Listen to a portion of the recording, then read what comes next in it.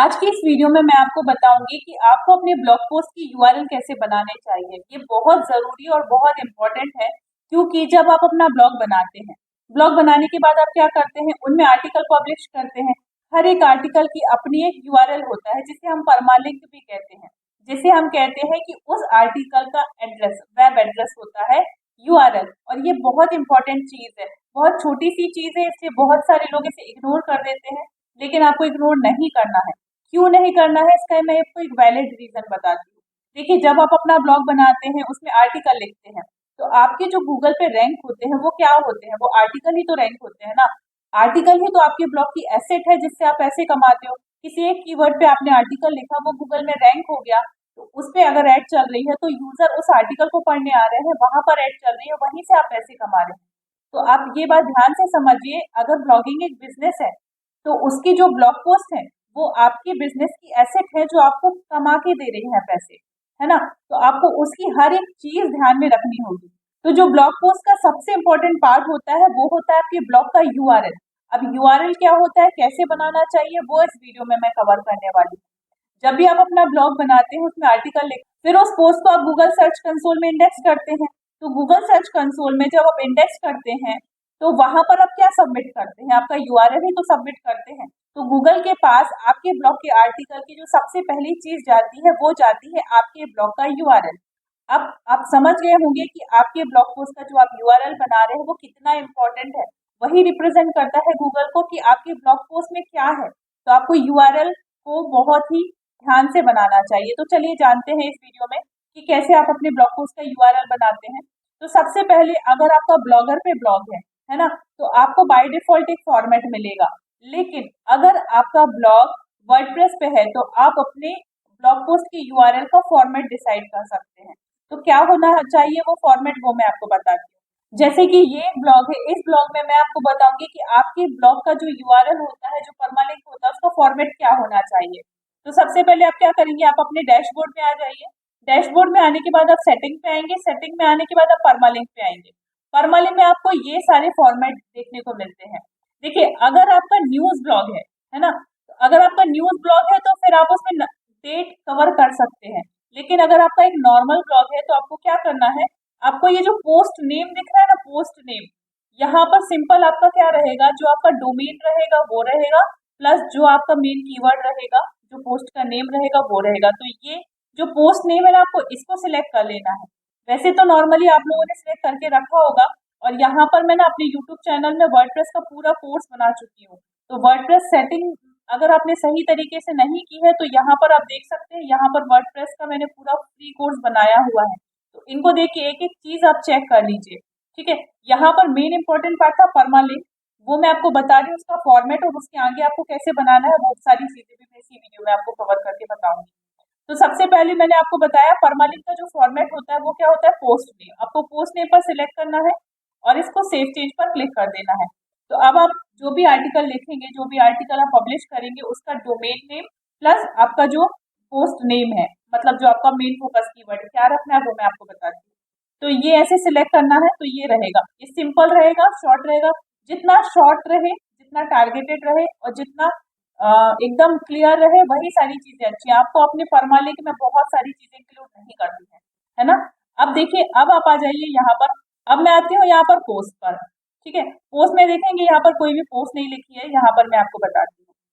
ये देखिए, यहाँ पर आप अपना जो भी टाइटल लिखते हैं, जैसे कि मैं यहाँ पर लिख रही हूँ व्हाट इज ब्लॉग। मैं इस पर एक आर्टिकल लिखती हूँ। जब भी आप अपने ब्लॉग पे एक आर्टिकल लिखते हो, जब भी आप अपने ब्लॉग में आर्टिकल लिखते हो, तो आप क्या करते हो, एक कीवर्ड रिसर्च करते हो। तो मैंने कीवर्ड रिसर्च किया है व्हाट इज ब्लॉग। ठीक है, अब व्हाट इज ब्लॉग, जो मेरे ब्लॉग का टाइटल है वो है व्हाट इज ब्लॉग। अब हम एक काम करते हैं, इसका हम फोकस कीवर्ड निकाल लेते हैं कि हम किस कीवर्ड पे रैंक होना चाहते हैं। तो मैंने यहाँ पर कॉपी किया और यहाँ पर मैंने एंटर किया। अब देखेंगे ब्लॉग से रिलेटेड आपको यहाँ पर दिख जाएंगे, how to write a blog, how to create a blog. तो मैं एक काम करती हूँ, मैं यहाँ पर एक फोकस कीवर्ड लिखती हूँ। यहाँ पर मैंने एक ब्लॉग टाइटल बनाया हुआ है। अब यहाँ पर जो मेरा मेन फोकस कीवर्ड है वो है how to create a blog.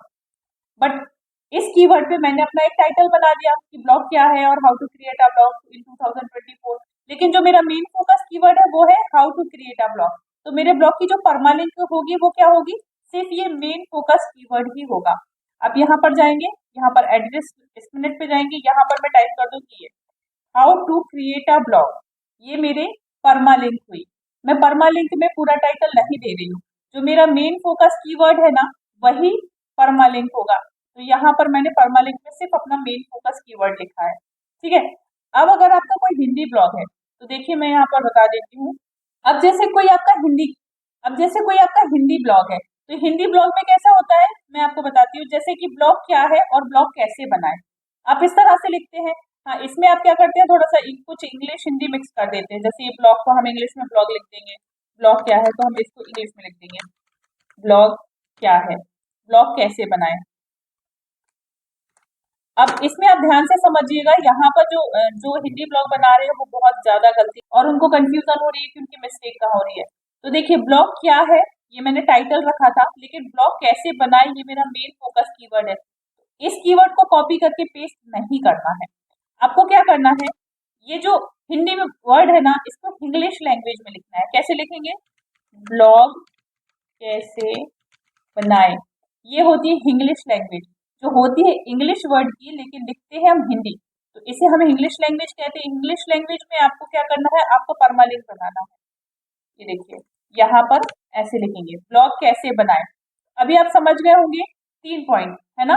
सबसे पहले वर्डप्रेस पे जाके आप अपने परमालिंक का फॉर्मेट सेलेक्ट कर लीजिए। उसके बाद अगर आपका इंग्लिश ब्लॉग है, इंग्लिश ब्लॉग में जो आप टाइटल बनाते हो वो पूरा टाइटल कॉपी करके नहीं डालना है, आपका जो मेन फोकस कीवर्ड है वो डाल दीजिए। क्योंकि आपको उस कीवर्ड से रैंक होना है, तो मेन फोकस कीवर्ड आप परमालिंक में डाल दीजिए। जितना शॉर्ट और जितना एक्यूरेट आपका परमालिंक होगा उतना ज्यादा आपको रैंकिंग में फायदा मिलेगा। दूसरी चीज, अगर आपका हिंदी में ब्लॉग है, आपने हिंदी में टाइटल बनाया है, तो आपका जो परमालिंक है वो इंग्लिश लैंग्वेज में होना चाहिए। आपका टाइटल कुछ और है, आपका परमालिंक कुछ और है, ऐसा आपको बिल्कुल भी नहीं करना है। इससे गूगल खुद कंफ्यूज हो जाएगा कि आपको रैंकिंग कहाँ से चाहिए। देखिए परमालिंक बहुत इंपॉर्टेंट रखती है। आपके ब्लॉग की अथॉरिटी बहुत अच्छी है तो आपको ये सब चीजों का फर्क नहीं पड़ेगा। इन सब चीजों का फर्क पड़ेगा न्यू ब्लॉगर को, जिसने नया डोमेन लिया है, जिसको गूगल पे उनकी रैंकिंग ही नहीं दिख रही है।